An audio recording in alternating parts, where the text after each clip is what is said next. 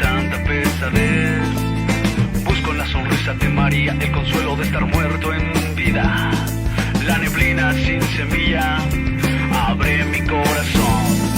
Millones de personas viviendo sin vivir. No hay claridad en sus acciones. Hipocresía sin fin. De un salto me despierto sin ninguna explicación. ¿Cuánto tiempo he pasado exiliado sin razón? Llevo algunos años recorriendo 1 kilómetro. Rodeado de extraños, solo percibo su rencor. Miradas perdidas, vacías, ausentes, sin control. Ingreso, represión, depresión y tanta extorsión. En un mundo esperanzado, busco su voz. Decepción total, sin poder nada cambiar. Y las marcas del tiempo en mi cara puedes ver. Y los ojos irritados al ver lluvia caer.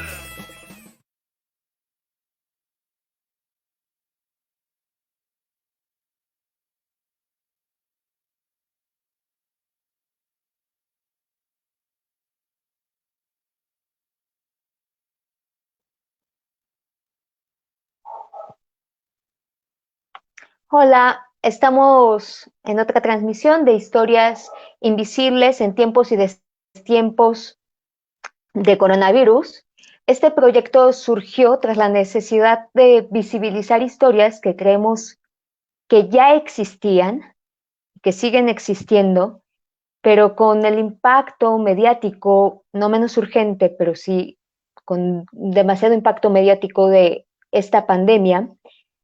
Todavía se han olvidado y dejado a un lado todos estos temas, todas esas historias con las que convivimos o de las que a veces sabemos poco, pero seguimos omitiendo. El día de hoy queremos hablar de historias que se colocan por alguna razón en las periferias, lejos de lo que podemos ver, que tiene que ver con personas privadas de la libertad. Para mí es muy importante recalcar que así como las infecciones biológicas pueden prevenirse, también podría prevenirse que muchas de estas personas que hoy ocupan esos lugares de confinamiento no llegaran a estos, porque hay muchos factores implicados como la violencia, la desigualdad, la pobreza, que hacen o propician que lleguen. Y creo que es una responsabilidad social trabajar en la prevención para que no haya personas privadas de su libertad y tampoco haya víctimas. Inició la transmisión con una apertura donde espero que hayan tenido la oportunidad de escuchar una canción que se llama Al Amanecer, que es de una agrupación, Los Segregados, que surgió en el Reclusorio Oriente. La mayoría o todos han salido y ahora ellos han podido presentarse incluso en el Festival Vive Latino de hace creo que 2 años, porque Jonathan Álvarez, que es uno de los integrantes y compositor de esta canción, me lo ha dicho y quiero compartirlo con ustedes, que la música, y lo creo, y las artes son armas muy poderosas para la reinserción. Que esto es otra cosa de la que me gustará hablar durante esta charla, la importancia de la reinserción, porque muchas veces tampoco permitimos que esta población pueda reinsertarse nuevamente. Hoy tenemos aquí a algunos invitados. Comenzaremos con Ángel Rubio. Para nosotras es muy importante y muy necesario cuestionarnos a través del arte. ¿Cuáles fueron nuestros protagonistas? Quizás dar un espacio para que sus voces tomen fuerza. La escritura y el teatro son actividades, entre otras, que se llevan a cabo con personas privadas de la libertad. Nuestro siguiente invitado es tallerista en el Reclusorio Norte con personas privadas de la libertad. Él ha escrito algo a partir de esta experiencia para el día de hoy. Les presentamos a Ángel Rubio y les voy a hablar un poco de su trabajo antes de pasar a escuchar su texto. Es teatrista, egresado de la carrera de Literatura Dramática y Teatro de la UNAM. Es miembro activo de los colectivos Arte Sin Frontera y La Comuna, Revolución o Futuro, así como de la Compañía de Artes Escénicas del Reclusorio Norte. Trabaja en procesos artísticos para comunidades privadas de su libertad y o en contextos de violencia, a partir de herramientas para la construcción de la paz. Ha sido jurado en distintas instituciones como Programa Nacional de Teatro Escolar 2018, del Concurso Nacional de Dramaturgia Penitenciaria también en ese mismo año, Concurso Nacional de Pastorelas Penitenciarias también en el 2018 y la Muestra Nacional de Teatro en el área de becarios.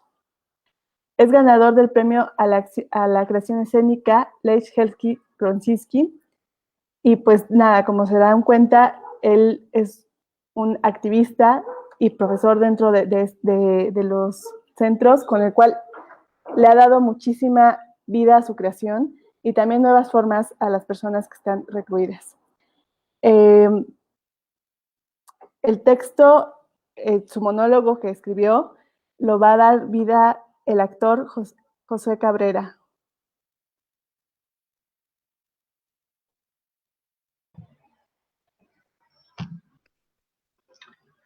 «13 años y 8 meses. Sigo sintiendo el TikTok como un taladro que me perfora en la piel, en la sangre, en cada una de mis extremidades. Lo escucho de las manecillas del reloj que me regaló mi padrino cuando cumplí 12 años. Me dijo, el tiempo es el mejor amigo, es uno de esos amigos que siempre te acompañan cuando todo está perdido, cuando estás feliz, pero también cuando estás triste, cuando te sientes acompañado, pero también cuando te sientes solo. Y es ahí en la soledad que este amigo más aparece.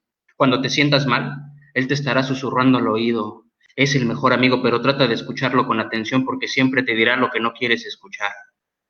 Pero esas palabras pesadas y dolorosas serán la fuerza para continuar y respirar. El jodido TikTok nunca se ha callado. Varias veces intentó alejarse de mí. Unos hijos de la chingada intentaron robarlo, pero a un mejor amigo no se le deja ir así como así. A un amigo se le pelea como perro, que le invade el hambre por la madrugada. Y tiene que sobrevivir porque sabe que si no come esa noche, puede ser su última noche porque podría terminar siendo el alimento de otros perros con aún más hambre. Así se pelea por un amigo, así luché por mi TikTok, así luché por esas manecillas, así lucho por ese jodido taladro que me lleva taladrando durante 13 años y 8 meses. Y no me abandona.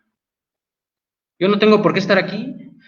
También sé que todo el mundo dice que no debe estar aquí, pero lo más triste es que las excepciones se volvieron regla. En este lugar habemos más personas que no debemos de estar aquí, pero lo estamos, aquí y ahora. Una tos seca me invade los pulmones, la tos viene y se va, mi respirar continua, a veces esfuma. Y estoy aquí, en tiempo presente, estamos aquí. Mi caso es muy similar a la regla, al común denominador, siempre me crié en un barrio jodido, pero también es cierto que siempre le chingué. Antes de entrar aquí me dedicaba a repartir periódicos. Un sueldo jodido, pero que me ayudaba a llevar comida a la casa. Llevar comida a la casa de mamá. La señora Claudia es mamá, pues fue quien siempre estuvo conmigo cuando mis papás se fueron y me dejaron encargado con ella. Una historia de mierda, salvo porque sí me cuidó y estoy aquí con vida. Con una tos de perro, pero con vida. Mi historia. Una historia más y al mismo tiempo común entre los 12 cuerpos apretados en esta celda de 2 por metros. Qué curioso que aquí siempre nos encontramos con la misma historia.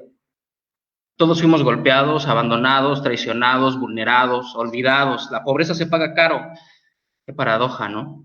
Pagar cara la pobreza. Todos tenemos la misma historia. Siempre hay pequeñas diferencias. Sobre quién nos abandona, sobre quién nos golpea, sobre quién nos insulta. Al final, infancia es destino. Infancia es el sello con tinta sangre que se nos pondrá en los recuerdos por el resto de nuestras vidas. Como una película recortada en blanco y negro donde solo aparecen manchitas rojas en los rostros de quienes creías que te iban a amar de por vida, manchitas rojas en mi cara de 7 años, manchitas rojas que aún no me puedo quitar. Esos actos de la memoria que nos marcaron, determinarán lo que fuimos y lo que somos, lo que amamos y lo que odiamos.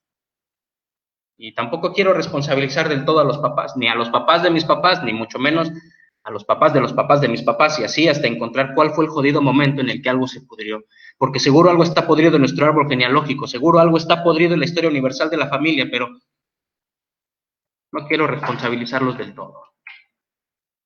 Porque si alguien también tiene responsabilidad en esto, son esos ladrones de sueños, ladrones de infancia, ladrones de la felicidad, ladrones del tiempo, ladrones de recuerdos de colores, ladrones de cuello blanco que permiten las diferencias de clases sociales que determinan que unos estemos adentro y otros afuera.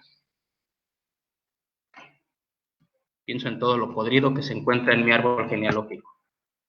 Solo para justificar el por qué estoy aquí adentro. Quiero justificarlo, más bien quiero preguntarle a todas mis generaciones pasadas por qué he perdido 13 años con 8 meses en este lugar. Saber si ellos o ellas también perdieron años en un lugar por algo que no hicieron y quizás tampoco fue el tiempo su amigo. Quizás no pertenezco a esta época, quizás el TikTok me dice que este no es mi tiempo, quizás el TikTok no es mi amigo, o quizás si es mi amigo y me está diciendo que mi tiempo de vida me está esperando en otro tiempo, es la maldita ansiedad de este encierro que me grita que no es mi tiempo, quizás esta maldita tos que no me deja respirar y el TikTok me canta mi final. Solo estaba cheleando con mis compas después de una larga jornada de trabajo cuando la patrulla nos levantó parejo. Lo primero que pasó por mi cabeza es que nos querían sacar dinero por estar chupando en la vía pública. También pensé en que traía la cuenta del día, que no era mucho, pero tampoco era poco. Alrededor de 600 pesos. Seguro tendría que dar mordida para no tener una falta cívica. Ya en la patrulla nos llevaron a punta de chingadazos durante 40 minutos a un pinche cerro. No sabía dónde estábamos, pero se miraba lejos. Así, en medio de la nada, nosotros en la patrulla con varios policías de diferentes mandos, vimos cómo se bajaron, se saludaron y entre sonrisas y empujones viriles, demostrando su gran empuñada masculinidad, se agarraron el miembro y comenzaron a tocar temas que no eran fáciles de hablar. Como si tocándose la verga fueron a arreglar problemas que ya saben cómo solucionar. Comenzaron a discutir, se levantaron la voz, lo que nos permitió escuchar su maldita conversación que por las noches también me atormenta. Son unos pinches cacos, chingue su madre, son ellos o tú. Chinga tu madre, no te van a creer estos pinches chundos ni cara de rata tienen. Son prietos, cabrón. Toda la rata es prieta. ¿Qué no has visto los pinches videitos del Facebook donde la gente asocia lo negro con la maldad? No digas pendejadas, macaco, si tú también eres prieto, cabrón. Pues sí, pero un prieto con uniforme azul. Hasta en las razas hay clases, mi toques. Así que te repito, o sean estos macuarros o tú, cabrón. Papas, chingue su madre, luego te paso un cambio. De ahí nos llevaron al MP, declaración de hechos. Nada de lo que dijéramos valía ni valió. Nos echaron a mí y a mi compa 27 años, 27 largos años de nuestras vidas solo porque unos cabrones se pusieron de acuerdo en que estos dos prietos pasaríamos como su jugosa carne al carbón para pagar su carnita asada. ¿Con qué cara regresan a su casa y le dan el beso de buenas noches a sus hijos? ¿Con qué cara desayunan al día siguiente con toda la familia como si nada pasara? ¿Con qué cara siguen con sus actividades, saludando a sus amigos, hermanos, primos y madres? Esa cara esconde cientos de personas privadas de su libertad, cientos de personas muertas por maldad, cientos de personas olvidadas por cumplir su cuota o encubrir un malestar. Esta maldita tos continúa, ya sé que puede ser el TikTok o mi memoria, el fuego de recordar, quizás son amigos y me están jugando la del sonido y el dolor. Continúo escuchando el TikTok tan profundo que no me doy cuenta que me pierdo en mi relato una vez más. Me cuento la misma historia del por qué llegué aquí. Los últimos días no solo escucho el TikTok, sino que me escucho incansablemente contarme la misma historia sobre mi llegada. Intento echarle la culpa al sistema, a mi árbol genealógico, bueno, hasta mi puto horóscopo ha sido el responsable por estar aquí, pues la noche en la que nos agarraron, la luna se encontraba en Sagitario y no era un buen momento para salir a tomar. Sigo escuchando el TikTok. Y ahora las manecillas son interrumpidas por los mensajes que aparecen en la televisión constante. Quédate en casa, y grito desesperadamente. ¿Y si no tenemos casa, culero? Los 11 cabrones con los que comparto dormitorio se cagan de risa. Dicen que soy la mamada, que luego digo cada mamada que me sacan de un apuro. ¿Esta es tu casa, güey, junto al Pedos? Todos siguen riendo. El Pedos es mi compañero con el que duermo en el piso, en el sueño frío, en el pinche congelador que tenemos como cama, pues. ¿No hay de otra?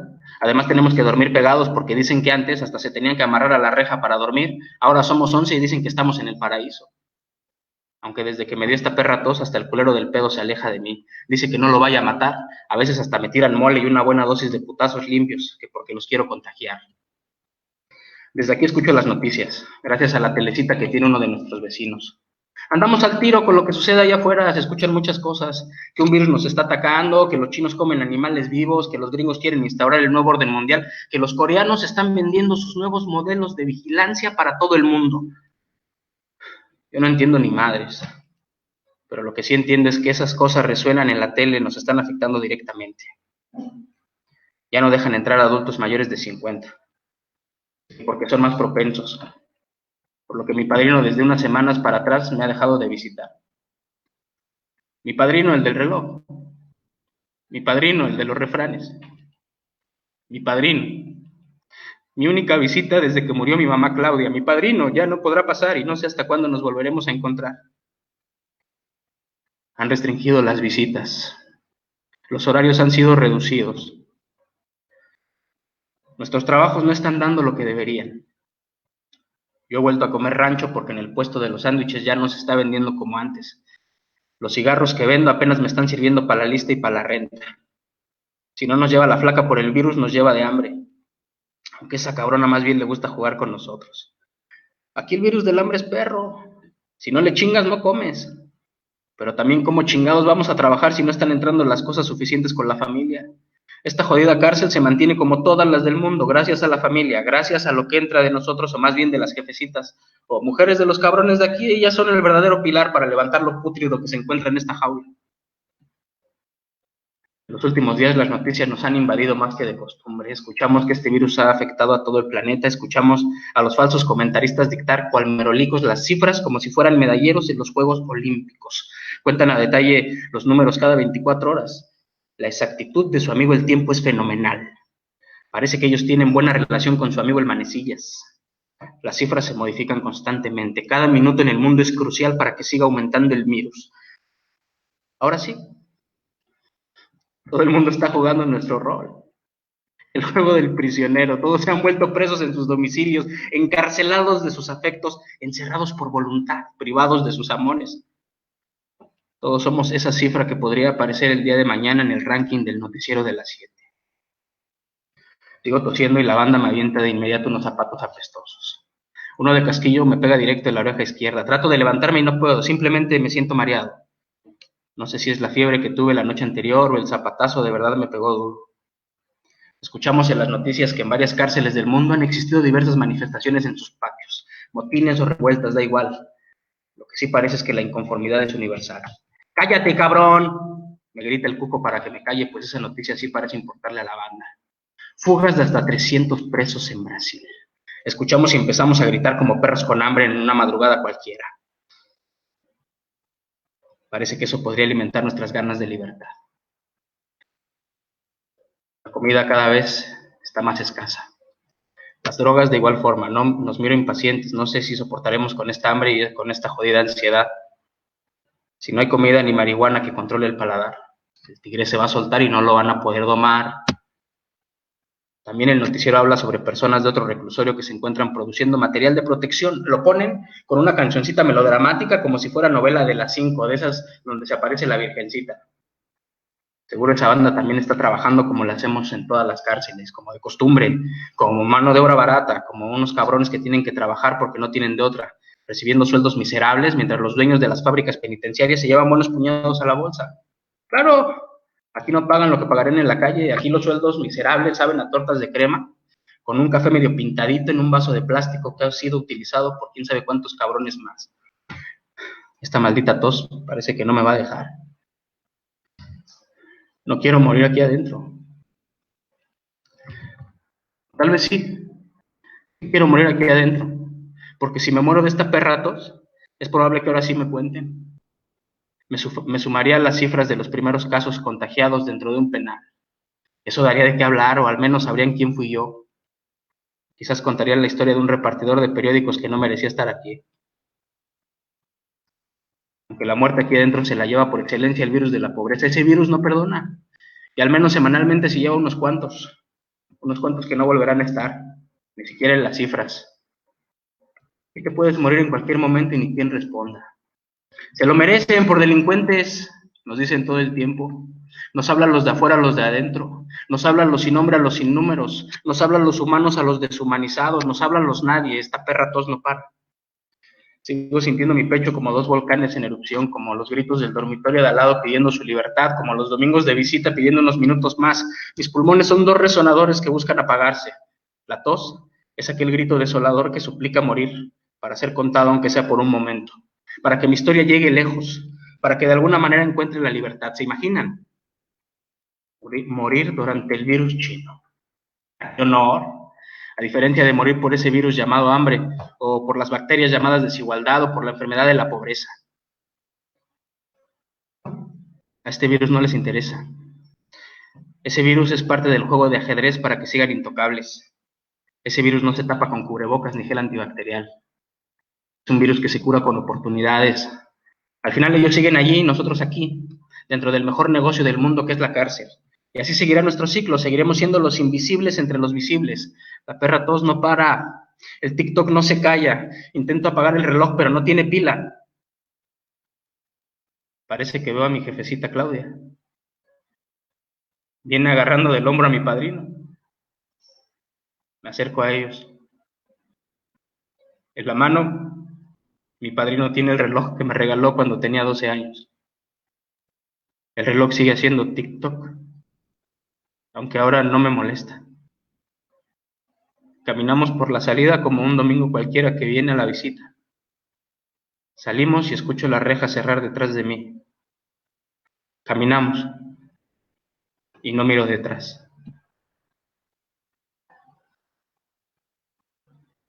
Muchísimas gracias, José. Este texto fue escrito por Ángel Rubio e interpretado por el actor Josué Cabrera. Debemos decirles que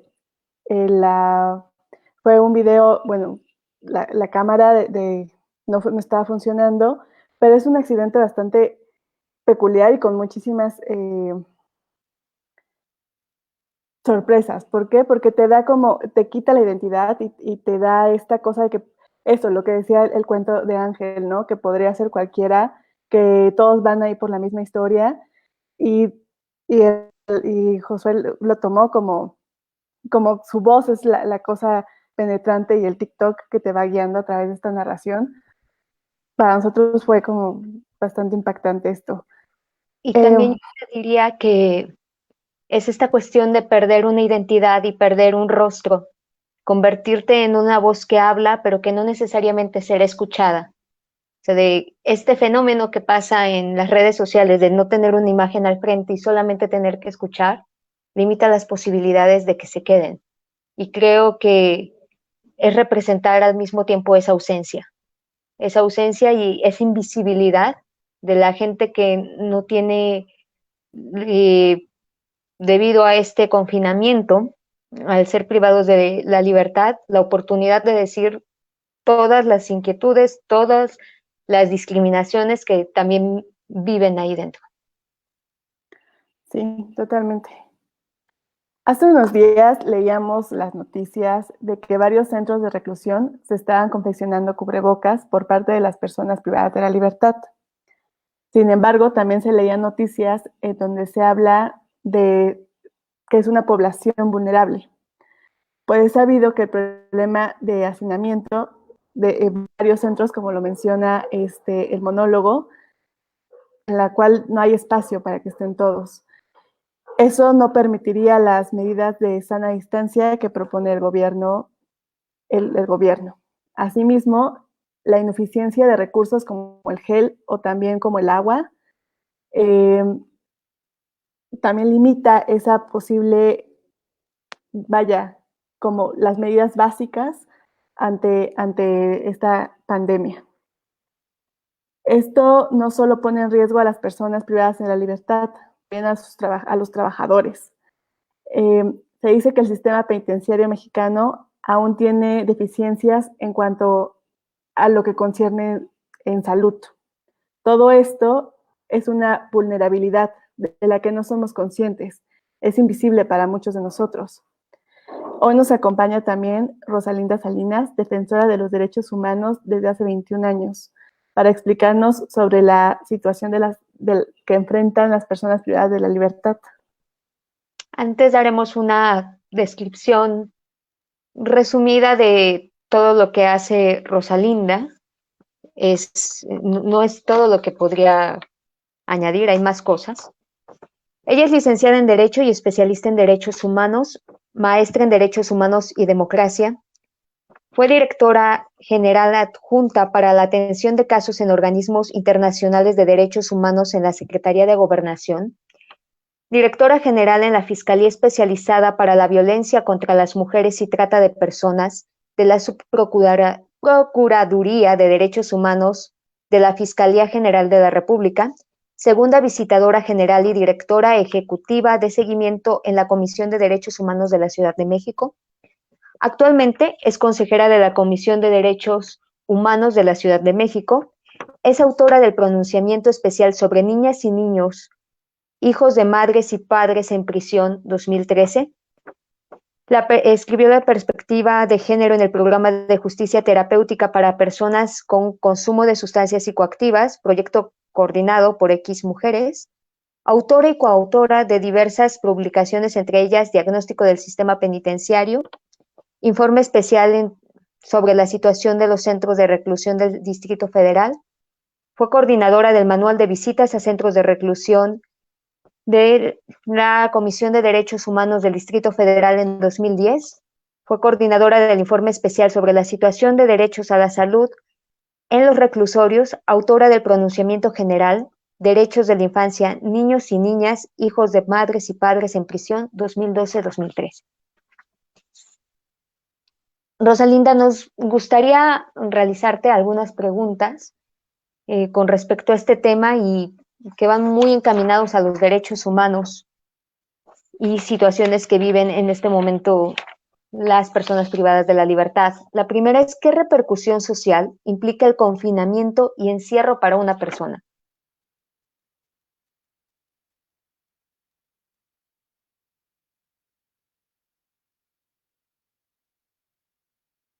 Ay, tu micrófono, Rosalinda, tu micrófono está apagado.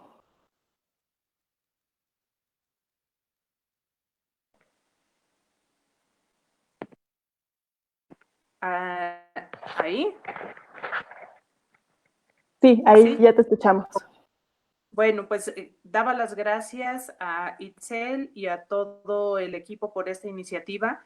Sin duda en esta ola de información y en donde el foco de nuestra atención está puesta en la pandemia y en cómo salir de ella, hay temas que se nos quedan en el tintero que no podemos dejar de prestarles atención porque igualmente siguen sucediendo, nada más que, digamos, bajo la sombra de estas grandes luces que hoy tiene la atención de la situación sanitaria en el mundo. Entonces, sí, bueno, me decía Itzel que la pregunta era, ¿cómo? ¿Qué repercusión social implica el confinamiento y el encierro para una persona? Ok, mira, a mí me gustaría que aquí juntos reflexionáramos sobre un tema trascendental y es si la pena privativa de libertad es o no una pena trascendental. Y eso quiere decir que si cuando te imponen una pena que te priva de libertad, queda la pena nada más en la persona que cometió o presuntamente cometió el delito, o si esa pena se extiende a la familia y a la sociedad. Teóricamente, la pena privativa de libertad no debe de ser trascendental. No tendría que haber un costo social en la aplicación del confinamiento y más tendría que haber una ganancia social luego de la reinserción que, digamos, se administra dentro de los centros carcelarios. No obstante, la realidad es muy diferente. En principio, por supuesto que la pena privativa de libertad se extiende primero al círculo primario de la persona que ha recibido una sanción penal. Y se extiende porque hay necesidades que no son atendidas de manera adecuada o de manera satisfactoria por los centros penitenciarios y entonces la carga se traslada a esa familia nuclear.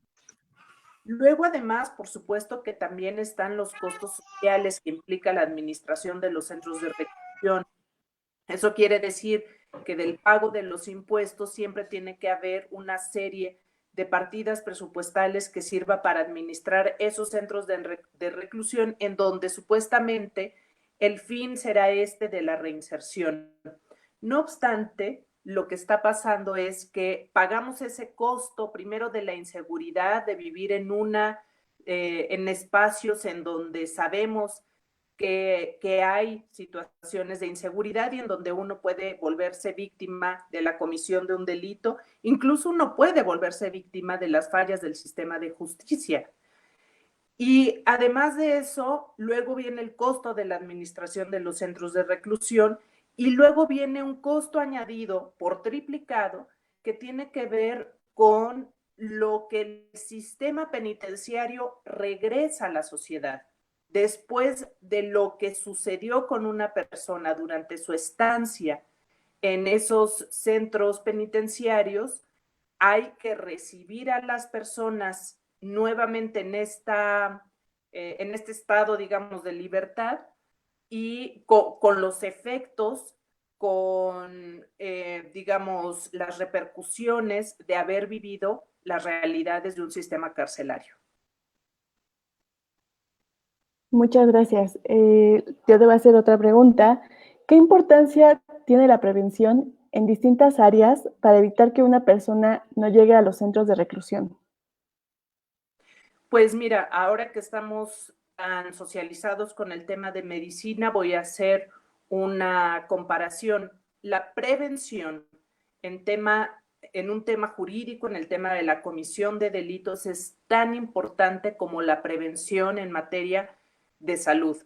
Cuando tú atiendes una enfermedad una vez que ésta se ha presentado, es mucho más difícil resolverla. Lo mismo pasa con el sistema de administración de justicia penal.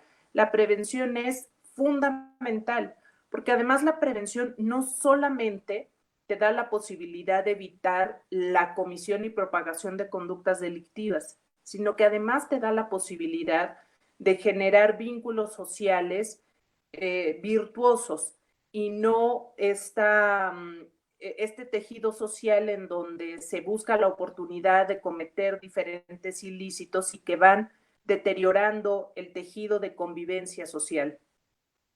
De esta forma, la prevención es de verdad fundamental.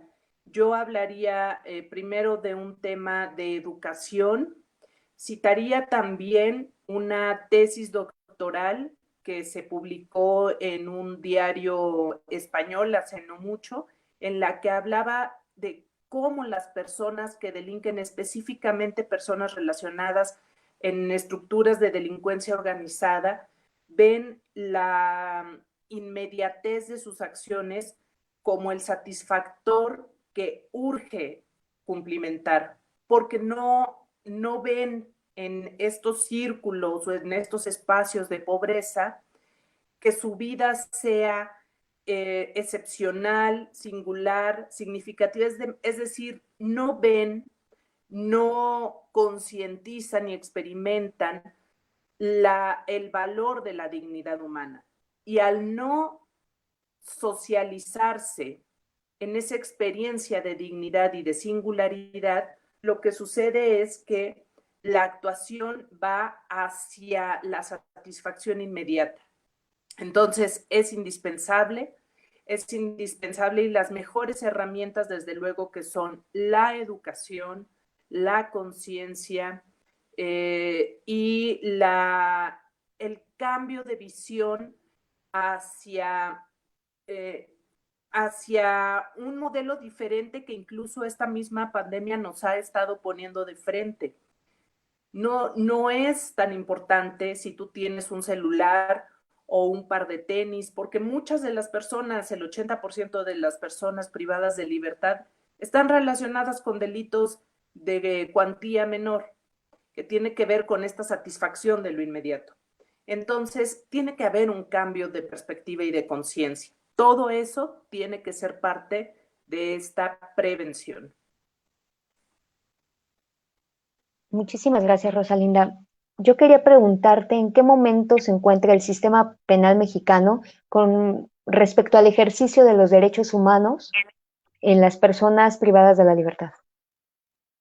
Pues mira, Itzel, después de las reformas al sistema penal que le dieron a México la oportunidad de tener un sistema penal acusatorio, sin duda significó un progreso sustantivo para todo el sistema penal, ¿no? Desde la administración de justicia, los procesos, hasta el último de los momentos en donde se da el encarcelamiento. Ahora, recientemente ha habido otra vez un endurecimiento en cuanto a la prisión preventiva para la comisión de algunos delitos. Y eso lo que significa es un nuevo retroceso. Eso que habíamos ganado parece ir otra vez hacia atrás. Había también ya había un muy buen avance sustentado y fortalecido por resoluciones de organismos internacionales de derechos humanos en el sentido de eliminar la figura del arraigo. Sin embargo, parece que esto otra vez no está avanzando. Lo que se ha solicitado de manera reiterada por los organismos protectores de derechos humanos es que la cárcel sea el último recurso. Sin embargo, en estas reformas que te comento muy recientes para sancionar, para endurecer la prisión preventiva, lo que parece es una especie de populismo penal, por llamarlo de alguna manera, ¿no? Y es muy popular el discurso de aumentar años de prisión, de endurecer la prisión preventiva. Y aquí quiero reiterar que la prisión preventiva se trata de personas que están todavía sujetas a proceso, en donde este principio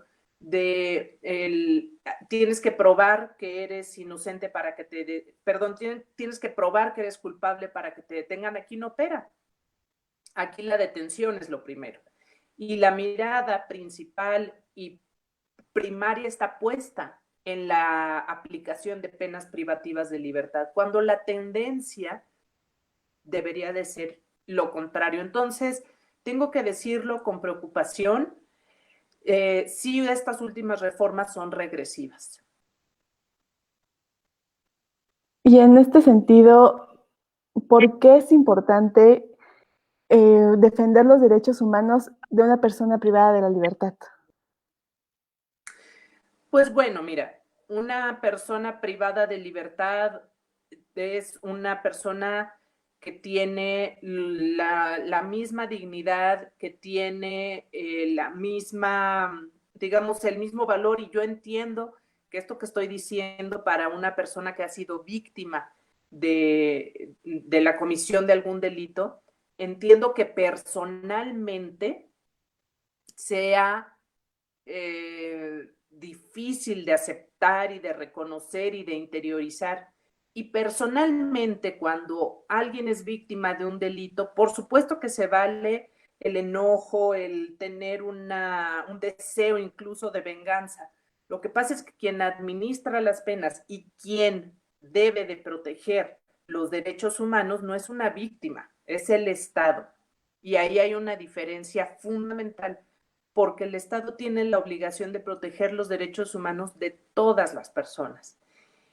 Y es fundamental porque también es cierto que hay muchas personas privadas de libertad que de la experiencia de proteger esos derechos humanos al interior del reclusorio, sí se generan experiencias valiosas que contribuyen a esta pretendida reinserción social.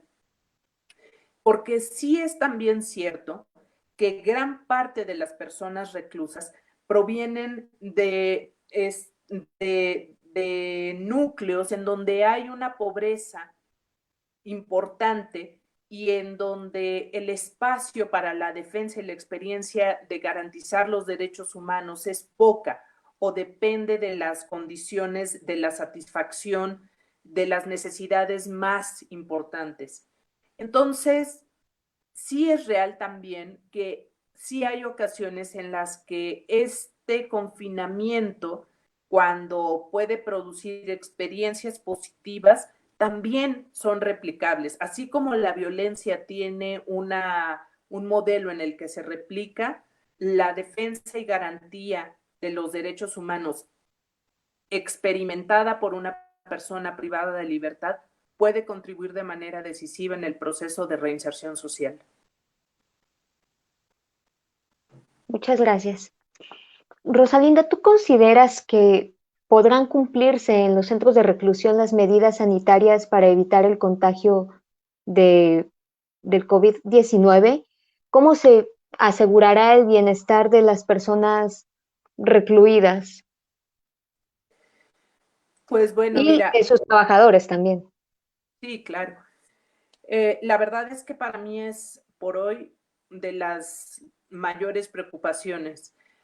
La Oficina de las Naciones Unidas contra la Droga y el Delito, la oficina en México, emitió unos estándares avanzados para el sistema penitenciario mexicano a fin de poder verificar cómo están los planes de prevención y atención. Por otra parte, el día de hoy, la Oficina también de Naciones Unidas emitió las directrices esenciales para incorporar la perspectiva de derechos humanos en la atención a la pandemia. Y por su parte, la Comisión Interamericana de Derechos Humanos, en su resolución 1/2020, adoptada el pasado 10 de abril, hoy es 10 de abril, también hace una reflexión y una resolución sobre cuáles son las medidas que han de adoptarse. Esos instrumentos, al día de hoy, en materia de personas privadas de libertad, son los instrumentos que contendrían los estándares más altos en materia de atención de la epidemia para las personas privadas de libertad. Ahora, hay otro documento que es del sistema penitenciario de la Secretaría de Salud junto con la Dirección de Servicios Médicos y se llama Acciones de Prevención, Detección, Atención y Seguimiento de Enfermedades por COVID en centros de reclusión y comunidades para adolescentes de la Ciudad de México. Lo que yo hice para poder dar respuesta a esta pregunta, Itzel, fue hacer un comparativo entre estos estándares, digamos, entre estos altos estándares y lo que propone el programa del sistema penitenciario. Y la verdad es que, a ver, ¿hay un plan de contingencia? Sí. Ese plan de contingencia atiende a estas directrices, no en su totalidad, porque hay además estructuras que no se pueden cambiar de un día para otro. Por decir algo, se requiere ciertos espacios para que no haya hacinamiento y evitar que eso sea un punto agravante de contagio. Pues la verdad es que desde 1995, cuando la Comisión de Derechos Humanos emitió la primera o la recomendación para erradicar el hacinamiento, no se ha logrado. No se ha logrado porque estas normas del sistema penitenciario incrementan las penas. Entonces hay y habrá hacinamiento. Yo veo que se está tratando de hacer o de tomar algunas medidas que son como de atención inmediata, como la posibilidad de hacer tamizajes a las personas que van a ingresar a la visita para saber si presentan algunos síntomas que pudieran dar datos de posible existencia de la enfermedad y entonces negar la entrada. Pero, por ejemplo, también se están tomando medidas como la reducción de la visita. En un principio, este modelo lo que dice es que se va a hacer una reducción del 50%, pero luego parece que están entrando nada más una persona, con lo cual sería una reducción del 90%. En fin, es una emergencia que nos ha tomado en el camino, pero sí creo que es indispensable que la Secretaría General de Gobierno, ahora que están estos lineamientos y directrices de Naciones Unidas y de la Comisión Interamericana, los incluya en el programa, porque definitivamente no están al 100. Hay algunas cosas meritorias. Hoy leía una nota en el sentido de que se han hecho jornadas de sanitización en las comunidades para adolescentes y en algunos reclusorios, lo cual me parece que hay que celebrarlo. Pero una de las grandes falencias es que no se están previendo mecanismos de comunicación y transparencia. Y eso a las familias y a las personas privadas de libertad es lo que más intranquilidad les da. Entonces, no basta con hacer una jornada de información sobre cómo hay que lavarse las manos. ¿Eso es valioso? Sí. ¿Sirve? Sí. Pero también hay que informar cuál será el criterio para disminuir la visita. Tú hablabas hace un momento sobre, no es cierto, perdón, fue en el monólogo, la preocupación de la persona porque el ingreso del llamado abasto, pues se va a limitar si se limita el ingreso de la visita. Entonces, y si se sigue metiendo el abasto, ¿cómo se van a lavar las cosas? Las directrices también prevén que haya agua para lavarse las manos. Lo que pasa es que necesitaríamos modificar, no sé si el drenaje o cuál tendría que ser la modificación, porque la calidad del agua en los centros de reclusión de la Ciudad de México que están en la delegación Iztapalapa, pues no es buena. Entonces, me parece, para resumir, que el reto es mayúsculo, que hay buena intención, pero que hay que trascender de la intención a la acción, y eso requiere mucho. Gracias. ¿Cuáles son los derechos de una persona privada de la libertad en cuanto a salud? Pues mira, una persona que es privada de libertad, y esto es muy importante decirlo, conserva su derecho a la salud intocado. El derecho a la salud tiene 4 dimensiones. Una de ellas es la disponibilidad, otra es la accesibilidad, es decir, en cuanto a acceso, pues digamos directo, pero también a que no haya discriminación. Asequibilidad en términos de que pueda recurrir o pueda recibir los servicios médicos de manera accesible económicamente hablando, y la otra es la calidad. Entonces, las personas privadas de libertad conservan su derecho a la salud en esas 4 dimensiones. No tiene por qué restringirse, por el contrario, al ser personas que están bajo la tutela del Estado, se les tiene que garantizar. Y hay una red, en este programa que les comentaba, dice que se mantiene la comunicación y la coordinación con la red de hospitales de la Ciudad de México para poderles dar la atención si es necesario aislarlos o incluso trasladarlos fuera de los reclusorios para que se les pueda brindar la atención médica. Muchas gracias. A mí me gustaría preguntarte si consideras posible que se puedan tomar medidas especiales para grupos que están en riesgo, como personas de la tercera edad, mujeres embarazadas, no sé cómo sea la situación de los niños y niñas, o personas con enfermedades como hipertensión o diabetes. Claro, sí se deben de tomar.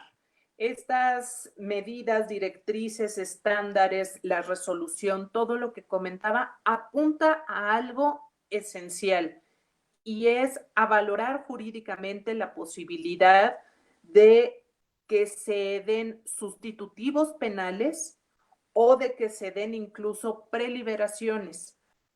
Ese es el punto de enfoque de los documentos que se emitieron el día de hoy.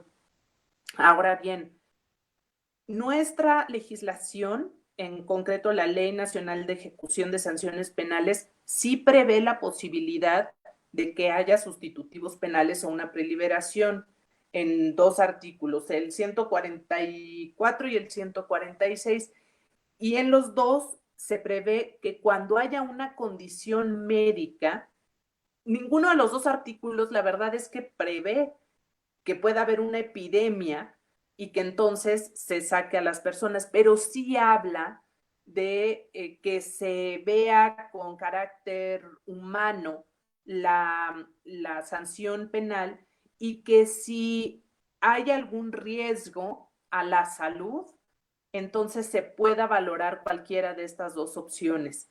Entonces yo creo que ese tiene que ser el punto de partida sobre el cual se tiene que repensar el programa que emitió la Secretaría de Salud para reclusorios. Tiene que verse desde el punto de vista de la posibilidad del artículo 144 y 146 sustitutivos penales y preliberaciones.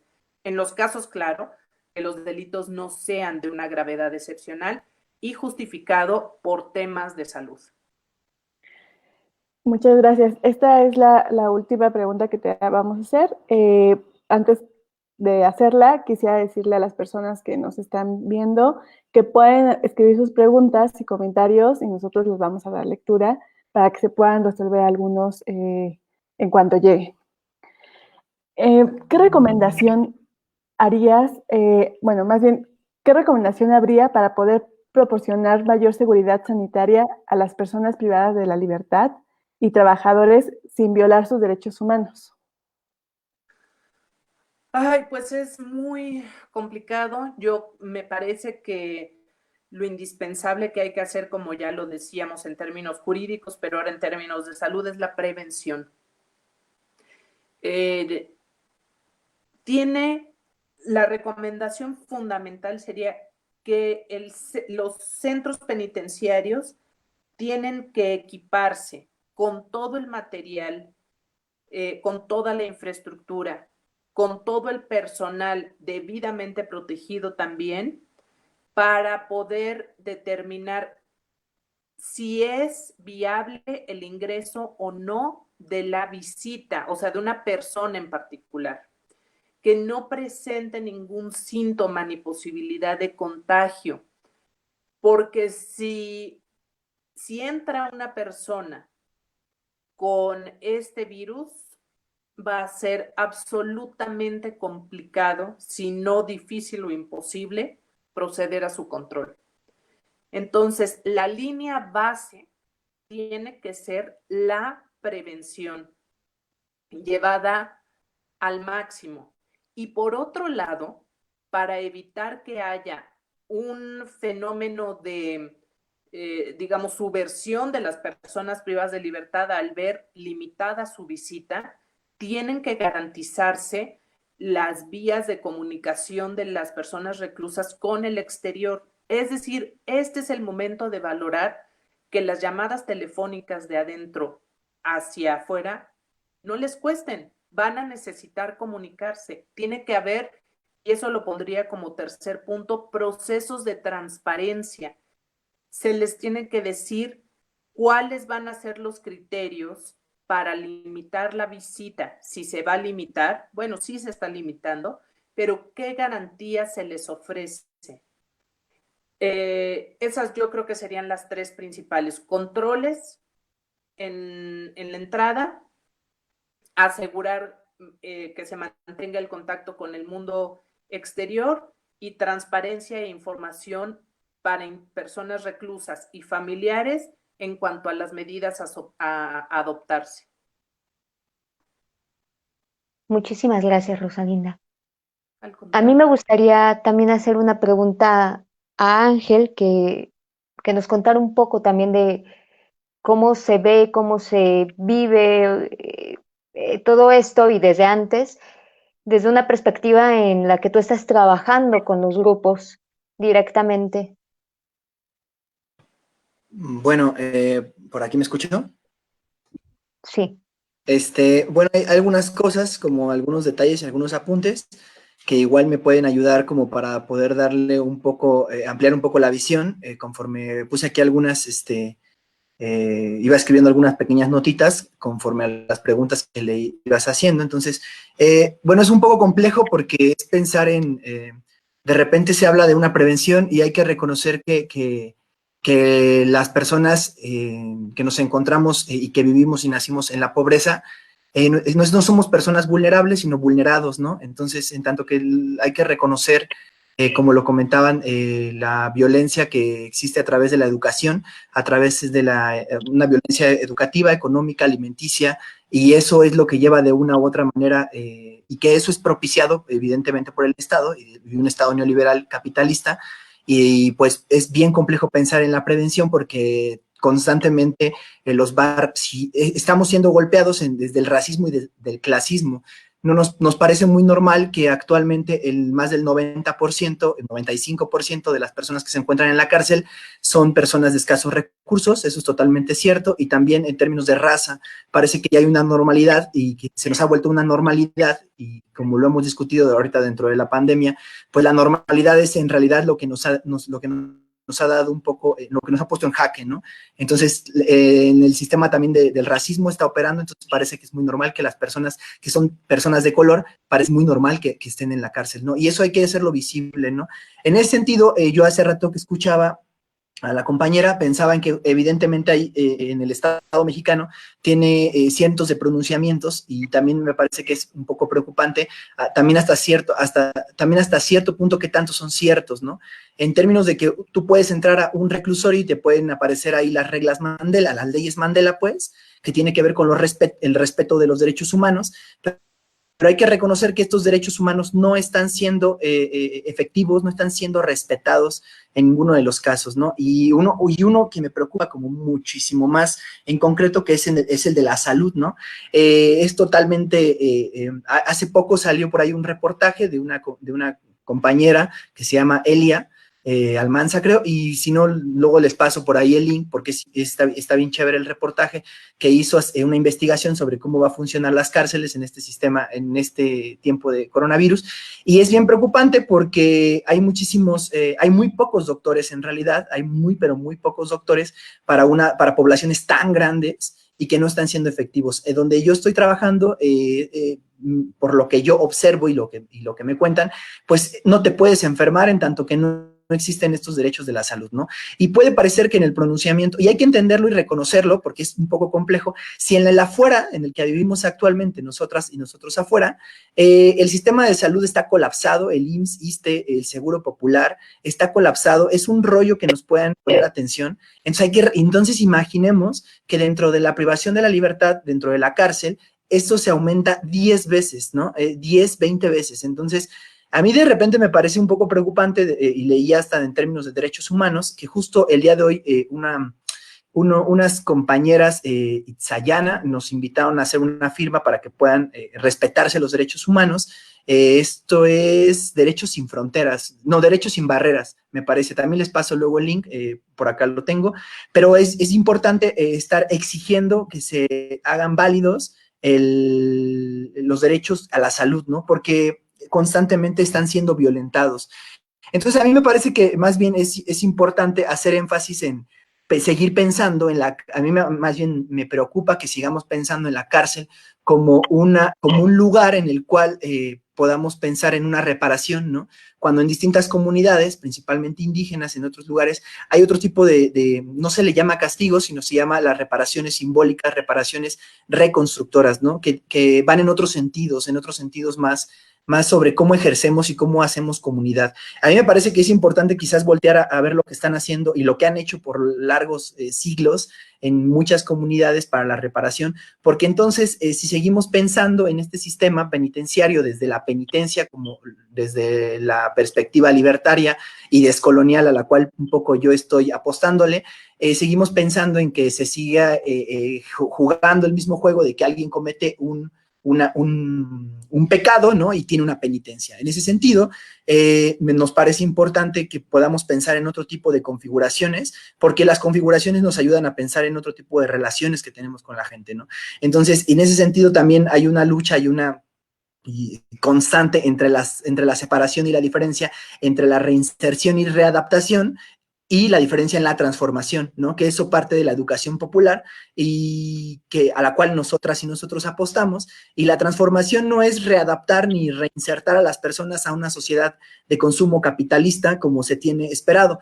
Actualmente el sistema penitenciario tiene dos líneas que son muy claras en cómo una persona que entra a la cárcel y posteriormente para salir son dos lugares muy claros, ¿no? El primero es que o reincides a la delincuencia y a la violencia debido a que te encuentras violentado porque no tienes, en términos económicos, políticos y educativos, como lo mencionaba, o te vas a trabajar a un lugar, en una fábrica, en un lugar violentado en términos también económicos, ¿no? Entonces, por eso es importante un poco pensar en la reconfiguración, porque entonces la cárcel lo que sigue haciendo es el mismo juego de que está generando personas o reinsertarte a la delincuencia o ahora insertarte a una sociedad de consumo en la cual tú vas a ser ahora un obrero, le llama, se me fue el nombre de este autor, en Cárceles y Fábricas, le llama que ahora somos unos obreros disciplinados, ¿no? Entonces, ahí más bien yo pienso que hay que apostar más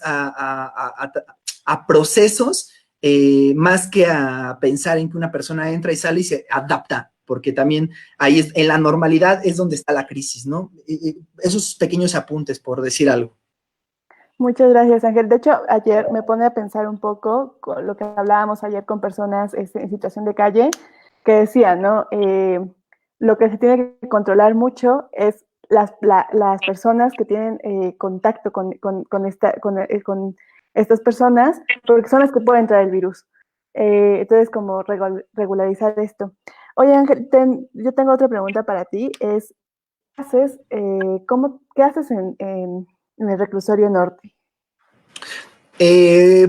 Prácticamente lo que hacemos son ejercicios de educación popular, ejercicios en el cual a través de las artes escénicas trabajamos en cómo, primero con perspectiva crítica, y como lo mencionaba hace un momento, con perspectiva libertaria, que consiste en que las personas puedan ser críticos con su propio entorno y con su propia condición. Es decir, que las personas internas encuentren en este espacio, no un espacio en términos metafóricos de la liberación del alma, sino más bien que nos concentremos a por qué existen estas estructuras y el por qué ellos están ahí, y al mismo tiempo cómo podemos generar una transformación desde lo personal a lo colectivo, ¿no? Entonces, trabajamos con tres líneas que son súper importantes: pensar en cuál es la problemática, cuál es el sueño y cuál es el deseo, ¿no? Y en ese sentido, en el deseo es cómo podemos trabajar de manera colectiva, para poder transformar nuestra realidad. Y transformar la realidad no significa, no pensamos tanto sí se piensa evidentemente en la liberación en términos físicos, que eso todo el tiempo está de por medio, pero pensamos en una liberación en tanto que puedas generar la conciencia de sí mismo, ¿no? Es decir, saber qué es lo que cuál es el papel que se está jugando ahí dentro, y al mismo tiempo pensar en transformar las relaciones cotidianas en un contexto que te ponen. Es decir, el sistema penitenciario, además de las violencias en términos de opresor oprimido, que ya existen estructurales desde la condición de poder, también existen el poder entre las mismas personas que se encuentran privadas de su libertad.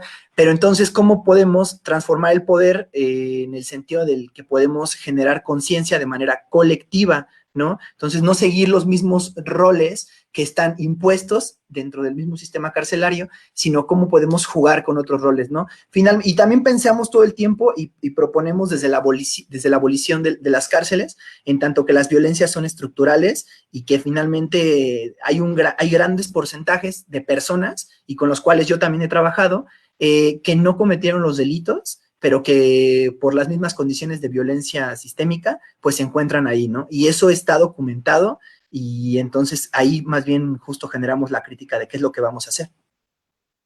Perfecto. ¿Cuáles son tus redes sociales donde pueden seguir tu trabajo? Y también para Rosalía, para que la gente, si tiene alguna duda, se contacte con ustedes y siga su trabajo de cerca. Rosalía, sí. Rosalinda. Rosalinda, perdón. Gracias.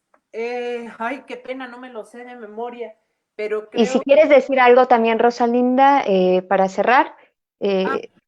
Muchas gracias. Bueno, sí, primero entonces, si es posible, quisiera hacer una conclusión partiendo de lo que mencionas. Sí, Yo creo que en México, por supuesto que es una especie de dos Méxicos, ¿no? El México de las intenciones, el México de los tratados, el México de las leyes y de las expresiones. Y por otro lado, el México de las realidades.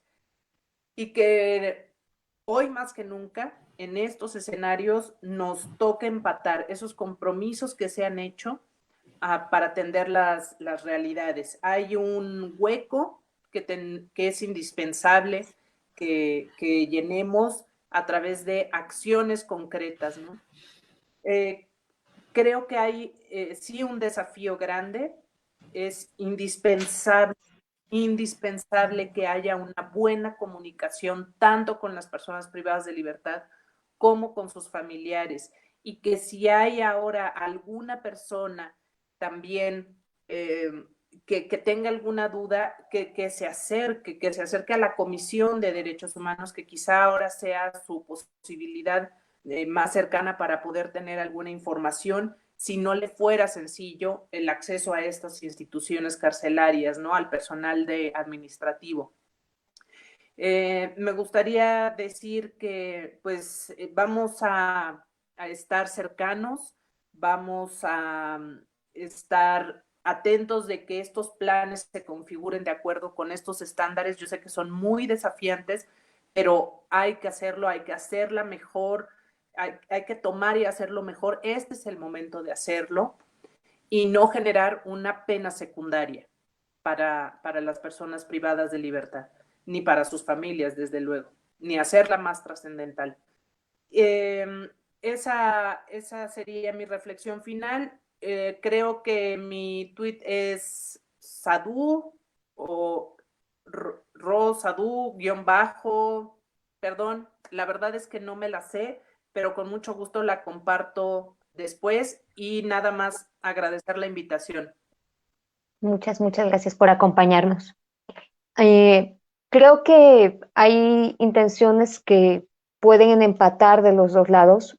Yo también trabajé en sistema penitenciario.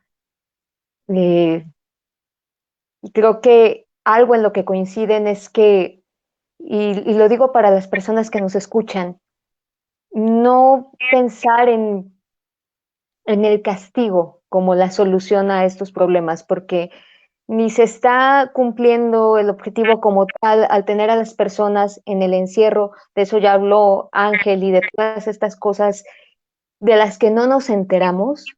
Y también hay una recomendación más técnica, más teórica desde los derechos humanos, que en lo que empatan. Entonces, yo invito también pues a las personas a que no fomentemos esa idea y esa construcción de que el castigo será la solución.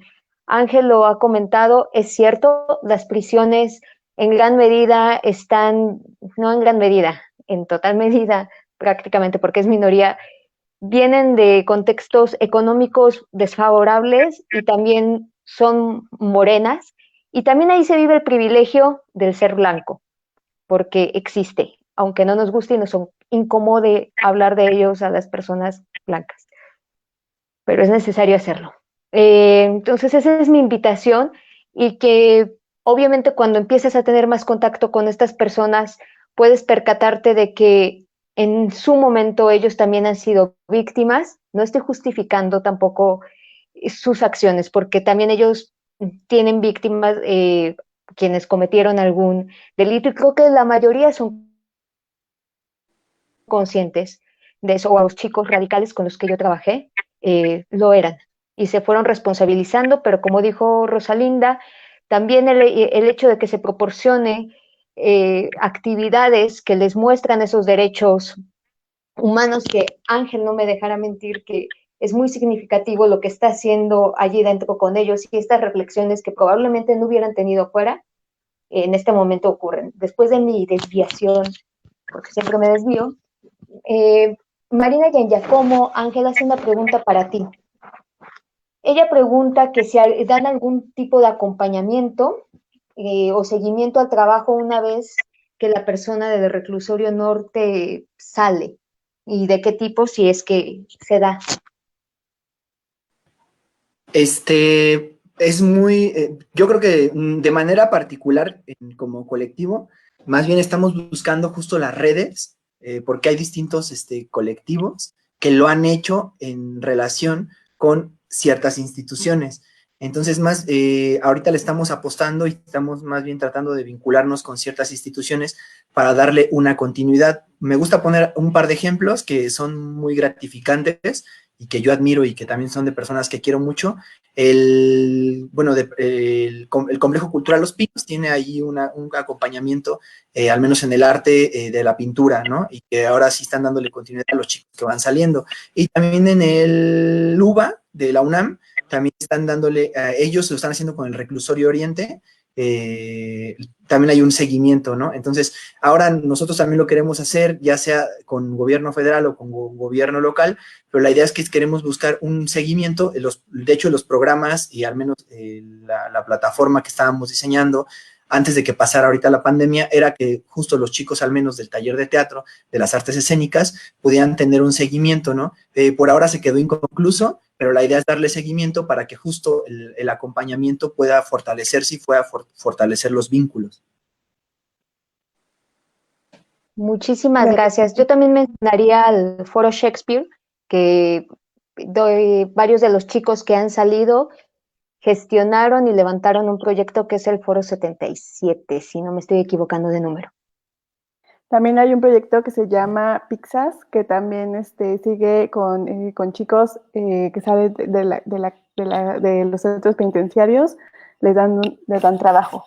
En este sentido nos llega otra pregunta de referencia, porque en el monólogo se hace referencia a que el sistema penitenciario vive muchísimo de lo que aportan las personas de visita, ¿no? Que dan para apoyo, lo de las llamadas y eso. Aquí nos preguntan de los contribuyentes, ¿cuál es lo que aportan los contribuyentes al sistema penitenciario o cómo se mantiene este?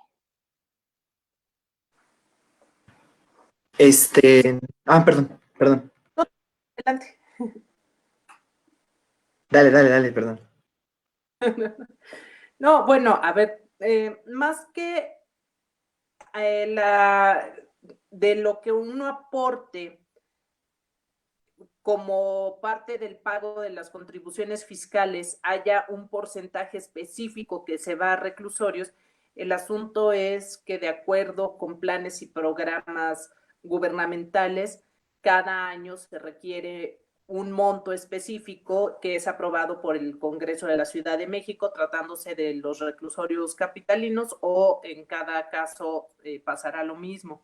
Pero es absolutamente indudable que el pago de la lista, el pago de las llamadas, el pago de todo lo que se tiene que hacer porque se paga por todo, debería de no existir, porque supuestamente hay un fondo, un recurso legal que viene de esas contribuciones con el que deberían de operar estos centros, ¿no? En cuanto a pago de personal, el pago de servicios, este otro dinero que entra por parte de las familias es un dinero ilícito y no está vinculado al dinero que se utiliza para el mantenimiento y administración de los reclusorios. Son dos bolsas diferentes, por decirlo, se nutren de recursos que vienen de un lado de los ingresos fiscales y del otro lado de la bolsa directa de familias y personas reclusas. Muchísimas gracias, Rosalinda. Creo que ha quedado la duda resuelta. También se habló de esta otra bolsa de la que no se habla generalmente públicamente. Pues queremos agradecerles mucho el estar aquí y compartirnos dos visiones distintas del mismo tema, pero que al final, pues creo que compartimos todos la idea de ofrecer condiciones dignas, de ofrecer condiciones justas, de que se respeten los derechos y garantías de las personas y que no se violenten doblemente.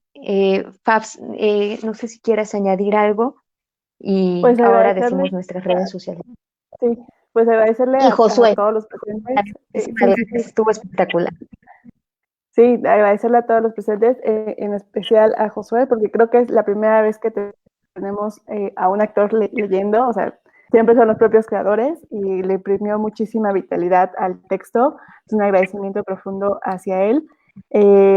Bueno, faltan las redes sociales de Josué, por si quiere darlas también para que siga su trabajo. Y pues nada, muchísimas gracias. Josué, ¿estás allí? Sí, sigo acá. Pues Josué Cabrera, solo tengo Facebook porque pues solo tengo eso. ¿Y quieres decir algo más tú, concluir algo? Pues me parece importante, no solo a nivel penitenciario, ¿no? Que preguntaban hace un ratito del seguimiento, ahora que estamos confinados y qué onda con el arte y qué onda con el teatro y los demás procesos, ¿no? Me parece que siempre es importante este tipo de actividades, no solamente como algo que se ve, sino algo que se hace, ¿no? Como algo que tienen la oportunidad de experimentar desde adentro, ¿no?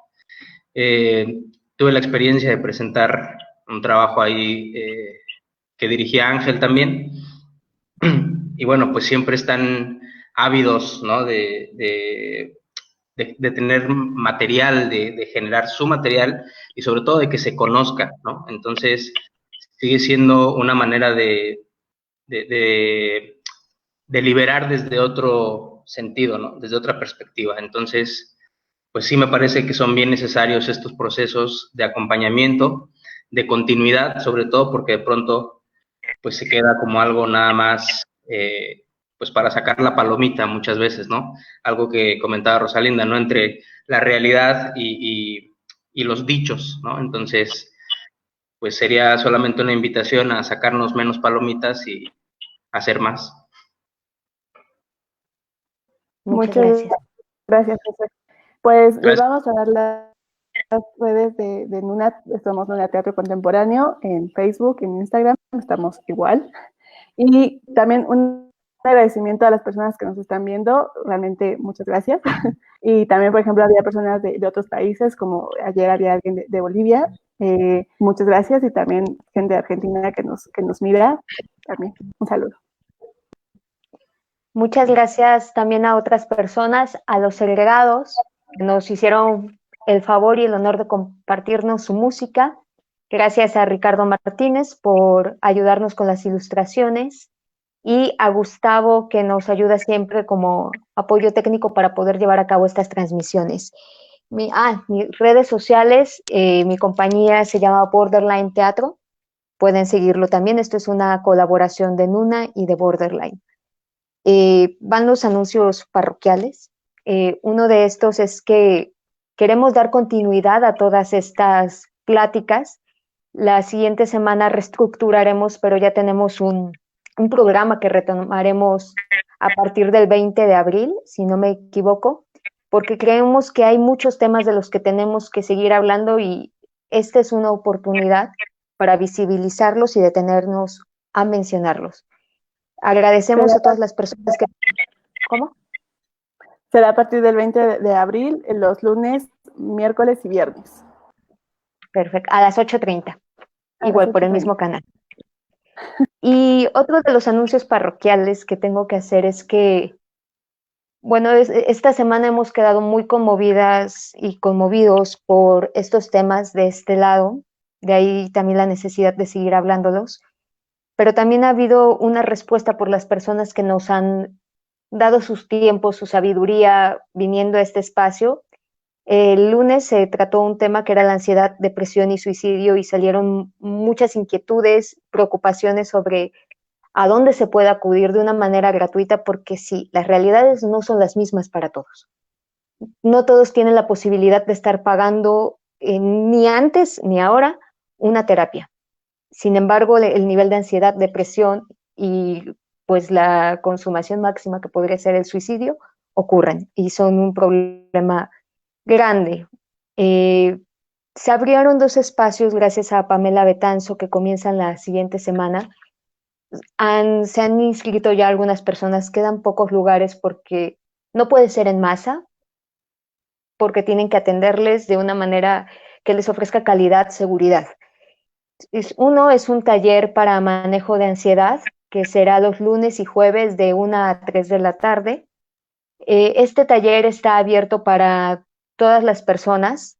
Me tendrían que escribir itzel.enciso@gmail.com si es que están interesados. Y también hay una terapia en grupo para personas que ya desde antes tenían depresión y ansiedad. Aquí es muy importante marcar que tiene que ser desde antes, no reciente, porque posiblemente a personas que recientemente les viene la ansiedad tiene que ver algo muy presente. Y hay cosas que personas que ya padecen la ansiedad y la depresión tienen sensaciones y están en otro momento que tal vez podría ser contraproducente y a ellos les recomendaría ir al taller. Entonces, igual, escríbanme, ahí, será los martes de 7 a 9, va a ser gratuito y esperamos poder seguir tejiendo alianzas con estas y otras personas porque vuelvo a lo mismo, creo que hay que sumarnos y reunirnos para defender la dignidad. La dignidad no tiene etnia, no tiene color, no tiene estatus económico, no tiene religión, no tiene género. Y ya, yo hablo mucho, es todo. ¿Alguien más quiere decir algo? Ya, yo creo que es todo. Muchas gracias. Gracias a ti, Itzel, por la invitación. Gracias a Nuna Teatro Contemporáneo, a Borderline, por el ímpetu y el arriesgarse al hacer este tipo de encuentros. Me parece súper importante que se hagan este tipo de encuentros. Hay mucha gente que está haciendo muchas cosas, mucha gente que no está haciendo nada, y yo creo que todo es válido. Si alguien no quiere hacer nada, está chido. Si alguien quiere hacer cosas, está chido.